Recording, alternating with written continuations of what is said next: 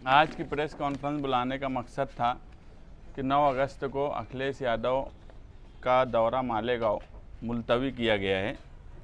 29 जुलाई से 9 अगस्त तक UP assembly अजलास शुरू होने की वजह से और यूपी में सियासी तौर पर जो भी उठापटक चल रही है योगी हुकूमत और उनके ही बीजेपी आलों में, तो कुछ लोग बीजेपी के समाजवादी के कांटेक्ट में हैं, तो इसलिए वो 9 तारीख को ख़त्म होने वाला है, तो 9 तारीख का मुलतवी किया गया। 12 तारीख का उनकी तरफ से बोलना था, मगर हमने कहा कि नहीं, थोड़ा लेट करो। मगर जुमा का ही दिन छुट्टी के हिसाब से और जो माहौल मालेगांव में बना हुआ है जुमा के लिहाज से, तो हमने जुमा का ही दिन बोला है। तो आसिम भाई बोले कि वो 2-3 रोज़ में कोई भी जुमा की डेट लेकर आगे हम वो अवामी तौर पे ऐलान उस तारीख का करेंगे कि अखिलेश यादव कहाँ कब आ रहे हैं। दूसरा अहम बुलाने का प्रेस कॉन्फ्रेंस मकसद था कि 2017 जब दावाड़ी को पानी का ठहराव किया गया, उस वक्त से हम मुसलसल ये बात बोल रहे हैं कि मालेगांव की सियासत और मालेगांव के सियासी लीडरान पानी पे ध्यान दें। जिस वक्त पानी की कमी या बारिश कम होगी, मालेगांव शहर देखेंगे कि हम किस तरह से पानी के लिए परेशान हो रहे हैं। और ये साल कहीं ना कहीं पानी कम बरसात होने की वजह से साल भर से लगभग हम 2 दिन आगे से पानी ले रहे हैं, और अभी 8 दिन 15 दिन पहले 3 दिन आगे से पानी का जो ऐलान किया गया, यही हालत रही तो और हालात ख़राब होंगे। दावाड़ी के सवाल पे उस वक्त के कांग्रेस और आज के राष्ट्रवादी के लीडरान ने जब ठहराव पास किया, तो हम वाहिद महागठबंधन की तरफ से उसकी मुखालफत किए थे। उस वक्त गठनेता बुलंद इकबाल थे। बुलंद इकबाल पे कई तरह के उस वक्त इल्ज़ाम भी लगाए गए, मगर हमने मुसलसल उस वक्त से लेकर पानी परिषद और कलेक्टर से लेकर irrigation department, water supply department, सब जगह हमने एतराज़ दाखिल किया। एक वक्त ऐसा आया कि कारपोरेशन में जो जमहूरी निज़ाम था वो कहीं ना कहीं ख़त्म हो गया 5 साल का वक्फा होने के बाद, और इलेक्शन नहीं होने की वजह से पूरा इख्तियार प्रशासक बोलकर कमिश्नर को मिल गया, और इसी का फ़ायदा कहीं ना कहीं उठाकर उन्होंने उसका एग्रीमेंट किया। उस वक्त भी हमने कहा कि मौजूदा एमएलए जो हैं उनको कलेक्टर की मीटिंग में 2 बार जब मीटिंग हुई इस सवाल पर, आउटर के मंत्री दादा भुसे साहब बुलाए, तो इनको उस मीटिंग में जाना चाहिए था और इसकी मुखालफत करना चाहिए थी। मगर नहीं जाने का मकसद ही मतलब ही यही था कि वो दादा भुसे की मदद करे और उसका एग्रीमेंट हो जाने दे। एग्रीमेंट हो जाने के बाद आज की जो सिचुएशन है कि एग्रीमेंट में लिखा हुआ था कि 50 MCFT पानी चंकापुर से हमको ज़्यादा दिया जाएगा जो हमको मिलता है, मगर जो नई डिमांड आई उसमें कोई 50 MCFT पानी हमको ज़्यादा नहीं दिया गया। जो पानी 2018 में हमको दिया जा रहा था, जितना कोटा चंकापुर से था, आज 23-24 में भी वही पानी है, 22-23 में भी वही पानी है और 18 में भी वही पानी है। अगर मैं 18 से ही मुआवजा करूं तो आबादी मुसलसल बढ़ने के बाद भी हमारा कोटा नहीं बढ़ा। दावाड़ी को पानी देने की जो अटी शर्ती थी उसका कहीं ना कहीं उल्लंघन हुआ है।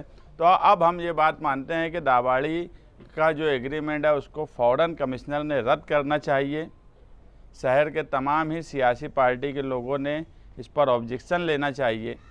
दूसरा ये कि दावाड़ी की जो पानी दिया जा रहा है उसको फ़ौरन रोक कर मालेगांव शहरियान को जो उनके हक़ का पानी है उसे जिस तरह से कोटा है उस तरह से दिया जाए, क्योंकि जब हमको सरकार ने 50 MCFT पानी बढ़ा कर दिया ही नहीं है तो फिर अब दावाड़ी को पानी देने का कोई मतलब नहीं बचा।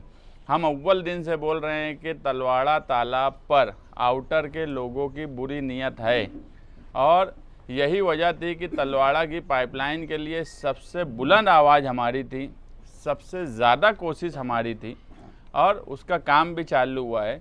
हम समाजवादी पार्टी की तरफ से जल्द ही एक वफ्द की शक्ल में वहाँ जाएंगे, और हो सकता है कि वहाँ दूसरे भी तरीके से जो 50 MCFT पानी दावाड़ी की बात है उससे ज़्यादा दिया जा रहा हो, इस पे भी हमको शक है।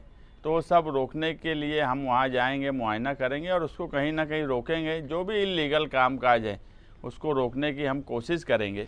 और हमारा मकसद यही है कि तलवाड़ा और चंकापुर का जो पानी है उस पर पहला हक मालेगांव का है। निहाल साहब के वक्त उसकी तोसी की गई थी उस डैम की, उसका फ़ायदा मालेगांव शहरियान को मिलना चाहिए। इसी मकसद से हम इस बात को हमेशा कायम रखते हैं कि तलवाड़ा और चंकापुर का पानी हमको ही मिलना चाहिए। और आज की पोजीशन में हमको 50% पानी जो हमारी ज़रूरत है गिरना डैम से 50% और चंकापुर से 50% मिलना ही चाहिए, अगर इस हिसाब से हम पानी लेते हैं। और मुझे तो सुबह ये है कि जो 4 रोटेशन पानी के चंकापुर से दिए गए हैं उसमें मुझे सुबह है, मैं अभी नहीं बोल सकता जब तक मैं उसकी और इंक्वायरी कर रहा हूँ, कि एक रोटेशन उसमें भी चुराया गया है या नहीं दिया गया है, ऐसा मुझे खुद सुबह है। क्योंकि 4 रोटेशन पानी का जो चंकापुर से आता है और एक रोटेशन ये माना जाता है कि जो बारिश जिस वक्त होती है और डैम उस वक्त भरा जाता है तो उसको भी एक रोटेशन मान लिया जाता है। ऐसे 5 रोटेशन हमको दिया जाता है।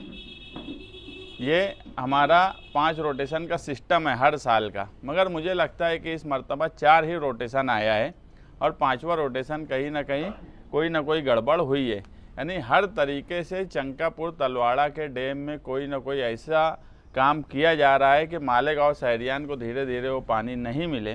मगर हम मालेगांव शहरियान को भरोसा दिलाते हैं कि हमको जितनी ताकत मिलेंगी हम उतनी ताकत से मालेगांव का पानी जो चंकापुर का है उसको हर हाल में कायम रखने की हम कोशिश करेंगे। दूसरी ये पानी के मामले अब तो ही बोल लेना फिर। शहर में 2017 में जो कारपोरेशन का इलेक्शन लड़ा गया वो इत्तेहाद के साथ मालेगांव शहर में हम लोग जो माजी में देख रहे थे के खिलाफ मिलकर हमने महागठबंधन बनाया और हमने इलेक्शन कारपोरेशन के साथ में लड़ा इस उन्वान पे कि मालेगांव शहर का इस्तेहसाल हो रहा है, ख़ास तौर पे मालेगांव शहर के मशरकी हिस्से का।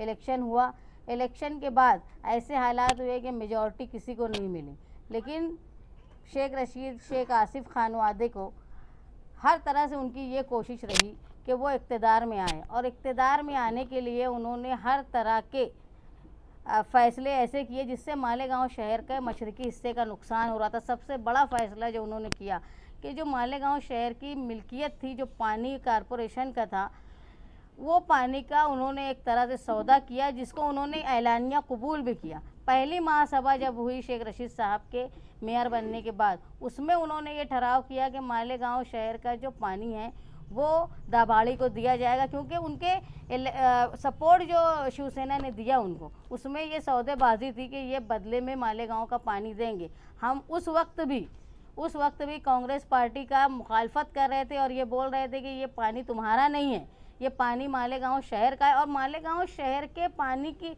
साथी निहाल अहमद साहब ये महसूस कर रहे थे जैसे जैसे आबादी बढ़ेगी वैसे वैसे मालेगांव शहर में पानी की किल्लत होगी, इसलिए उन्होंने तलवाड़ा डैम की वसत बढ़ाने का काम, आसपास की जगह और उसकी ऊंचाई बढ़ाने का काम किया, जो कि कोई ज़मीन को पैसा देकर नहीं, एक किसान के बच्चे को कॉरपोरेशन में नौकरी लगाकर उन्होंने ये फ्री में ये काम करवाया। लेकिन इस पर हमारे लिए बड़े दुख की बात है कि सिर्फ इक़्तिदार का मज़ा चखने के लिए उस वक्त की कांग्रेस ने मालेगांव शहर का पानी दाभाड़ी को दे दिया। हम लोग उस वक्त भी बोलते थे कि दादा भूसे साहब जो है वो मंत्री है, वो चाहते तो सरकार से, गवर्नमेंट से जगह लेकर अपना खुद का डैम बनवाते दाभाड़ी के लिए, लेकिन उन्होंने इस तरह का कुछ नहीं किया, बल्कि बना बनाया पका पकाया जो मालेगांव की मिल्कियत थी वो उन्होंने ले ली। अब ऐसा हुआ कि मालेगांव शहर में जो बारिश की कमी की वजह से सुनाई दिया 2 दिन आड़े पानी, और अभी सुन रहे हैं हम लोग कि 3 दिन के बाद पानी आएगा। अगर ये जो रोटेशन, हमने उस वक्त भी कहा था कि मालेगांव शहर को क्या हर शहरी को कारपोरेशन पानी देती है क्या? जब बुलंद इकबाल ने इस ठहराव के वक्त पूछा तो वाटर सप्लाई का ये बोलना था कि सिर्फ 60% लोगों को हम लोग पानी देते हैं, यानी 40% जो मालेगांव शहर में रहने वाले लोग हैं उनके घर तक नल का इंतज़ाम नहीं है। इसके बावजूद भी शेख रशीद साहब मेयर रहते हुए उन्होंने अपने पानी का सौदा करके जो उनको सत्ता में आना था और उन्होंने दादा भूसे को ये पानी दे दिया। हम तब से अब तक बार बार कारपोरेशन को लेटर लिखते हैं, तलवाड़ा जाते हैं, वहाँ देखते हैं कि गैर कानूनी तौर पर कहीं पाइपलाइन हो तो नहीं गई, लेकिन जैसे ही अवामी दबाव ख़त्म हुआ, मियाद ख़त्म हो गई कॉरपोरेशन की, और इनके दबाव में, दादा भूसे साहब के दबाव में एग्रीमेंट ये उन्होंने कर लिया और पानी को रोटेशन उनको देना शुरू किया है। जबकि हम लोगों ने जो ठहराव पड़ा है उसमें ऐसा था कि वो इरिगेशन डिपार्टमेंट 50 MCFT पानी ज़ायद देगा। वो ज़ायद ना आते हुए जैसे 2018, 19, 20, 21 से आ रहा था वैसे ही अभी आया, लेकिन पानी की किल्लत होने के बावजूद भी उनको पानी दिया जा रहा है, जो मालेगांव शहर के शहरियान के साथ धोखा है। और दुख की बात यह है कि बदउनवानी के ख़िलाफ़ हम लोगों ने मिलकर इलेक्शन लड़ा, नुमाइंदे MLA मुफ्ती इस्माइल साहब यहाँ से चुन के गए, और अब मुसलसल वो हमारे साथ दिखते थे जब हम लोग पानी को बेचने की मुखालफत के ताल्लुक से बोलते थे। लेकिन इसके बावजूद जब कलेक्टर के यहाँ मीटिंग हुई, मुफ्ती इस्माइल साहब जो थे वो गैर हाजिर रहे 2 मीटिंग में, जब इस वक्त ये फ़ैसला हुआ कि दाबाड़ी को पानी दिया जाने वाला है कि नहीं। हम लोग ये मानते हैं कि जहाँ कांग्रेस के लोग या शेख रशीद खानवादे के लोग, जिस वक्त शेख रशीद साहब मेयर थे, उन्होंने पानी देने का फ़ैसला किया, वहीं मुफ्ती इस्माइल साहब ने उस मीटिंग में गैर हाजिर रह के उस फैसले को सपोर्ट किया, मुखालफत नहीं की। और आज ये वक्त है कि मालेगांव शहर के लोग, अगर 3 दिन के बाद पानी आएगा, मालेगांव शहर एक मज़दूर तबके, ज़्यादा यहाँ की आबादी मज़दूर तबके से ताल्लुक़ रखते हैं। मुफ्ती साहब मुसलसल ये बोलते हैं कि 67% यहाँ पर मज़दूर रहते हैं, इनके माली कमज़ोरी है। इसके बावजूद भी उनको ये समझना चाहिए था कि मालेगांव शहर की आबादी ज़्यादा है, यहाँ लोगों के मकान छोटे हैं, यहाँ पानी स्टोर करके रखना, और सिर्फ 60% लोगों के यहाँ ही नल है। जब 3 दिन के बाद नल आएगा तो जो लोग अपने यहाँ से दूसरों को पानी भरने के लिए देते वो नहीं दे पाएंगे, और तो इसलिए स्टोर करना मुश्किल है। 3 दिन अगर आड़े पानी आएगा तो ज़रूर मालेगांव शहर में पानी की तकलीफ़ होगी। अगर शेख रशीद साहब ने इस तरह की सत्ता में आने के लिए ये सौदेबाजी नहीं की होती तो हमारा पानी जो है वो दाबाड़ी को नहीं जाता। और मुफ्ती साहब अगर शहरियान की कद्र करते हुए किसी एक सत्ताधारी के डर के बिना वो मीटिंग में हाजिर रहते तो शायद हम लोग ये पानी को रोकने का काम किए होते। लेकिन आज भी हमारा जो मकसद है कि मुस्तकबिल की तरफ देखना है। हाँ, समाजवादी पार्टी आज ये ताकत में है, शहरियान का भरोसा हम लोगों के साथ है, हम लोग कोशिश करेंगे। और जो वादा है, जो ठहराव में लिखा गया था कि 50 MCFT पानी हमको मिलेगा तो ही हम उनको पानी देंगे, नहीं मिला, उसके बावजूद पानी दिया जा रहा है। इसकी मुखालफत में हम जिस तरह की कार्रवाई कर सकते हैं वो करेंगे।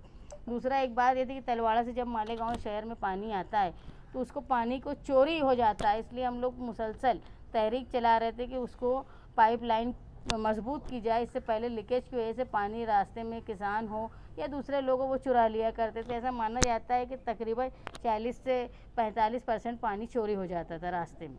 तो उसको रोकने के लिए पाइपलाइन की डिमांड की गई थी, जिसका काम शुरू हो गया है और उस पर हम लोग जो है मुसलसल नज़र रखे हुए कि जल्दी से वो पाइपलाइन का काम ख़त्म हो ताकि लोगों को पानी भरपूर मिल सके। नहीं दिया गया, इसका कॉर्पोरेशन ने आपको बताया या फिर पाट बनाने ने बताया कि सही में ये पानी आपको? दोनों ने। इरिगेशन डिपार्टमेंट का जो डिमांड है, कॉर्पोरेशन की जो डिमांड है, नहीं, इनका एग्रीमेंट कब हुआ देने का? इनका एग्रीमेंट हुआ सितंबर 2023 में हुआ। 2023 में 2023 में एग्रीमेंट हुआ। उसके बाद से जो रोटेशन आ रहा है 2022 में, 21 में, 18 में, 19 में, 17 में उतना ही आ रहा था, उसमें कोई वाड़ नहीं है रोटेशन में। सितंबर 2023 में एग्रीमेंट हुआ है तो यकम सितंबर से तो 2 दिन आगे से पानी दिया जा रहा है। तो वो अब आप समझो ना ये बात को। फैसला जो है कलेक्टर ऑफिस में पहले हुआ, लागू इस वक्त हुआ।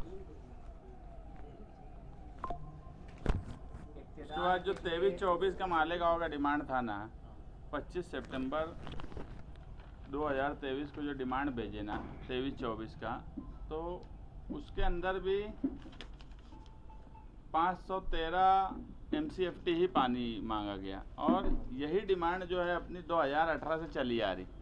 2018 में भी अपने को 513 ही MCFT पानी था, यानी 18 से 19, 20, 21 6 सालों में ये जब बढ़ गया तो आज अपना 50 MCFT उसमें प्लस होना चाहिए था, क्योंकि एग्रीमेंट किया हम दाबाड़ी को जब पानी दे रहे तो उसमें कोई 50 MCFT बढ़ा नहीं ना। ये 6-7 सालों में आबादी के लिहाज से कोई पानी बढ़ा, इसलिए अब वो एग्रीमेंट कायदे से नहीं रह सकता जब एग्रीमेंट की अटी शर्ती में 50 MTFT थी। अभी आपने कहा पहली मुखालफत तो ये एग्रीमेंट जो है मालेगांव महानगर पालिका और दाबाड़ी ग्राम पंचायत के बीच का है। तो पहली जो अटी शर्ती बनाने वाली महानगर पालिका है, तो पहला एतराज़ तो हमारा महानगर पालिका आयुक्त से रहेगा कि जब एग्रीमेंट की शराइत पूरी नहीं हो रही है तो एग्रीमेंट कैंसिल करके पानी रोक दिया जाए। वो अगर नहीं सुनते या बहुत दबाव में रहते तो उसके बाद हम सोचेंगे आगे क्या करना है, मगर अभी पहली स्टेप तो हमारी महानगर पालिका है। प्रशासन के इख्तियार की बात है क्या ये, क्योंकि मंजूरी रियासती हुकूमत से वो लोग लेके आए हैं? नहीं, देखो पहले तो एक बात समझ लो, अगर उस वक्त की कांग्रेस पार्टी ठहराव नहीं करती तो ये कितना भी रियासती हुकूमत से कुछ करके लेके आ जाते, ये कुछ होने वाला नहीं था। कारपोरेशन लोकल सेल्फ गवर्नमेंट है, बुनियाद उसका ठहराव करना, उसका फैसला करना, उसकी मिल्कियत का ये इख्तियारात जो है वो कारपोरेशन के खुद है। कारपोरेशन ने महासभा में कोई भी ठहराव करे उसकी मंजूरी के लिए वो जाता है महाराष्ट्र सरकार के पास। लेकिन अगर कारपोरेशन महाराष्ट्र सरकार चाहती भी कि दे देना और कारपोरेशन नहीं चाहती तो महाराष्ट्र सरकार का इख्तियार नहीं है कि वो फैसला कर ले। गलती जो है वो महासभा में से हुई है, कारपोरेशन के थ्रू हुई। महागठबंधन की जो बात आपने महागठबंधन बना है 10 साल का आपका एग्रीमेंट हुआ था, तो परसों के दिन उन्होंने कहा कि भाई उसका जो पालन जो है उसका धर्म यानी अगाड़ी का जो धर्म रहता है उसका पालन आपकी तरफ से नहीं हुआ, तो आप क्या?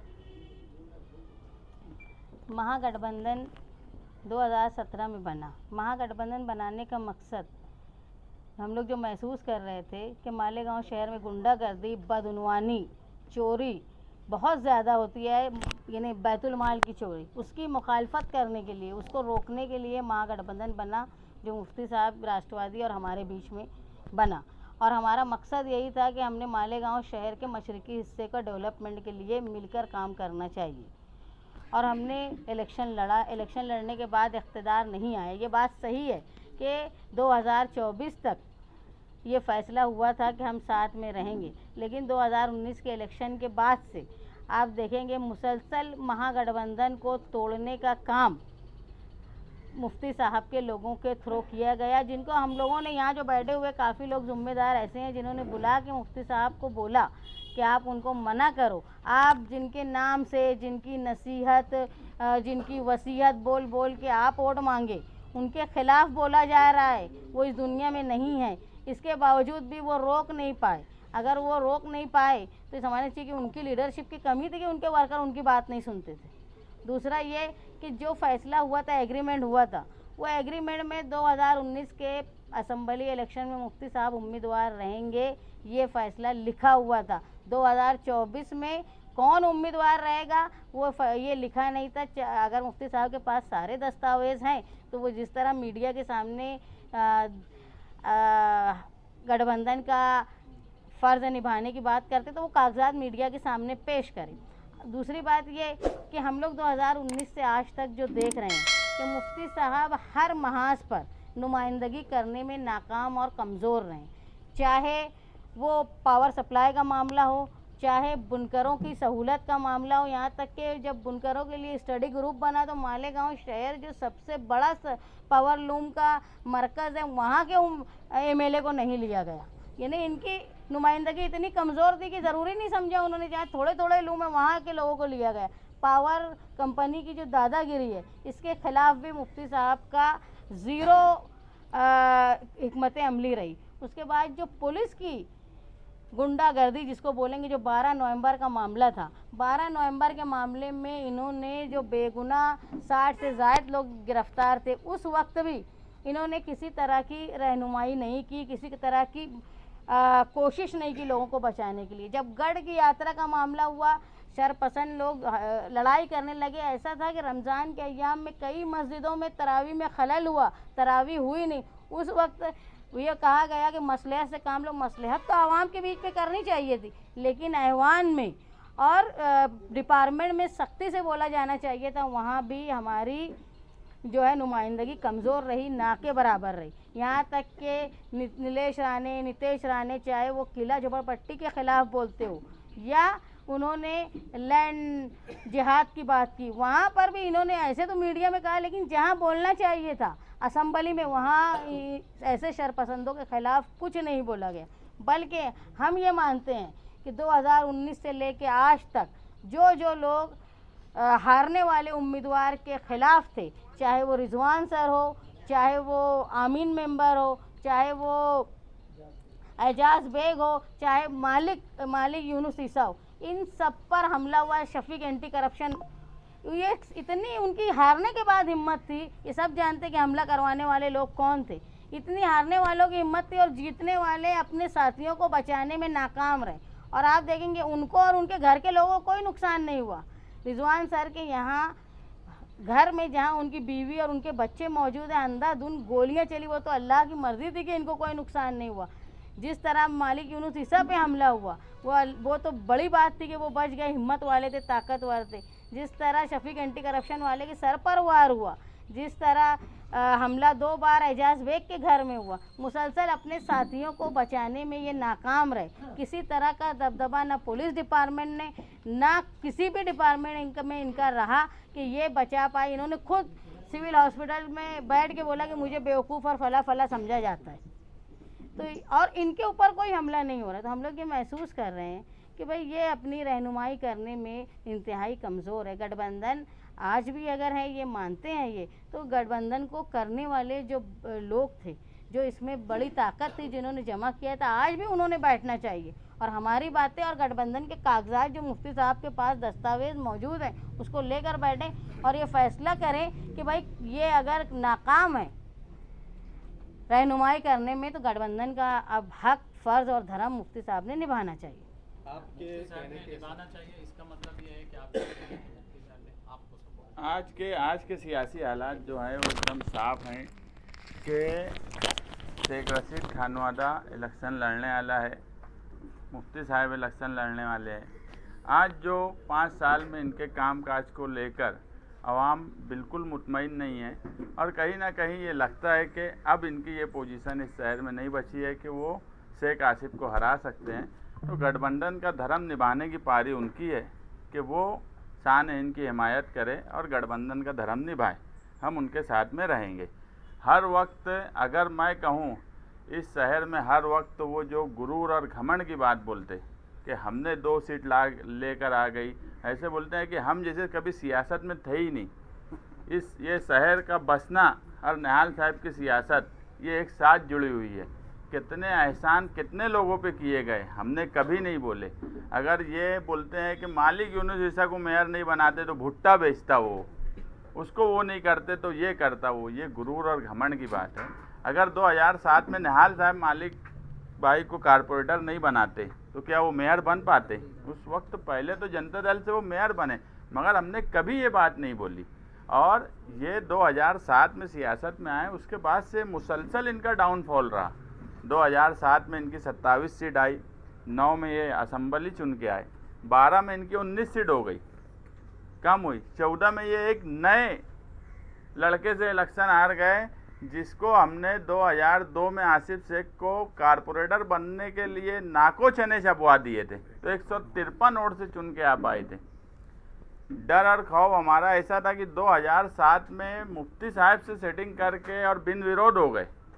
उस वक्त से ये आपस में तालमेल करके इलेक्शन लड़ते रहे। अब इस शहर के हालात ऐसे आ गए, मैं हमेशा बोलता कि 25 साल में 99 से ये दोनों के आपस का तालमेल। एक बात आप देख लो कि जब 2007 से 2017 तक ये हमेशा कांग्रेस के साथ रहे ना इक़्तिदार में। मुझे खुद मुफ्ती साहब जब 17 का इलेक्शन हुआ तो मुझे ये बोलने लगे कि यार अपन अब अपोजिशन में रहेंगे तो कैसे रहेंगे? तो बोले यार वो हमारा काम है, तुमको अगर 19 का असम्बली जीतना है तो तुमको अपोजिशन में बैठना पड़ेगा। तो ये तो उनके साथ ही रहे। तायरा मैडम को मेयर बनाए, उस वक्त ख़त्म जब इनका होने लगा तो तायरा मैडम को मेयर बना दिए। तो कहीं ना कहीं ये ताकत उनको पहुंचाने की कोशिश ही की है और उनसे जो भी माली तौर पर फ़ायदा उठाने की कोशिश की है, ये एलानिया वो लोग बोले। तो ये इनका तालमेल हमेशा रहा है। हम यही बात बोलेंगे कि आज शहरी सतह पे आप एक बात देख लो कि मालेगांव शहर में वाहिद समाजवादी पार्टी है जो हर जगह जिनके वर्कर और जिनके लोग आज मौजूद हैं। मालेगांव शहर में मुफ्ती साहब आगरा रोड के शुमाली हिस्से में कुछ नहीं है।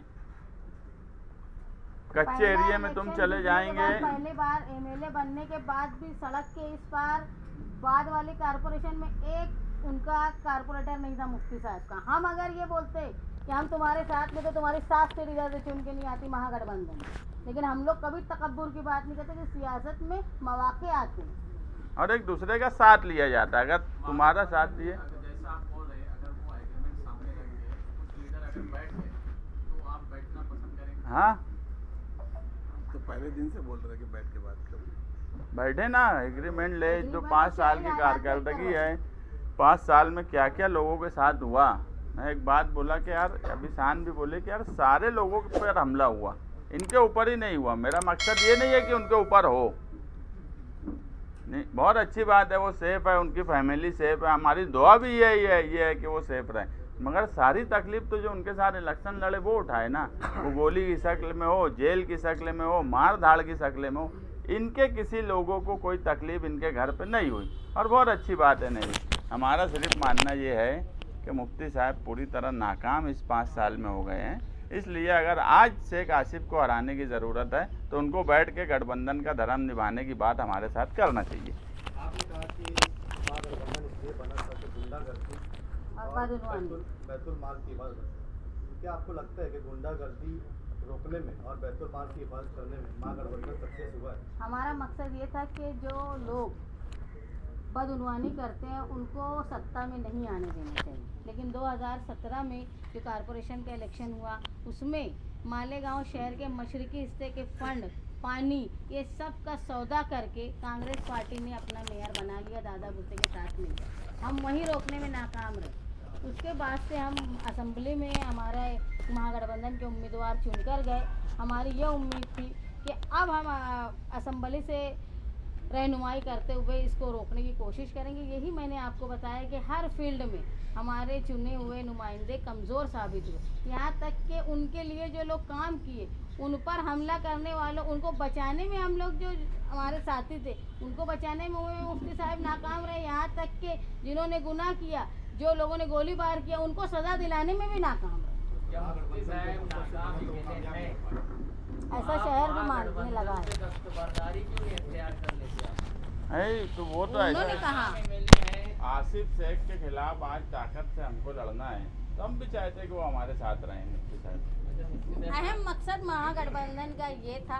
अहम मकसद ये नहीं था कि हम इलेक्शन लड़ेंगे कि मुफ्ती साहब इलेक्शन लड़ेंगे। अहम मकसद ये था कि जो लोग शहर के लिए नुकसानदेह हैं उनका खात्मा होना, उनको सत्ता में नहीं आने। आज भी वो मकसद कायम है। आप समझ लो, अगर किसी को आज आप देखेंगे इंडिया गठबंधन बना है ना, तो जो आपस में लड़ने वाले थे सब मिलके बनाए। क्यों? क्योंकि बीजेपी को सत्ता में नहीं आने देना है। तो ऐसे ही अगर हम ये मानते हैं कि जो लोग शहर के लिए नुकसानदेह हैं उनको ख़त्म करना है, तो सबको मिलकर एक अगाड़ी बना के लड़ना चाहिए। इसीलिए महागठबंधन बना था। और वहाँ हम लोग अगर कारपोरेशन में नहीं आ पाए सत्ता में, शायद हम वो ऐसी सौदेबाजी करने का हमारा ज़मीर नहीं था जो कांग्रेस ने कर लिया उस वक्त। दादा अभी जो सत्ता में है, क्या वो मालेगांव के नुकसानदायक नहीं है? कौन अभी जो है, कौन सत्ता में भाई?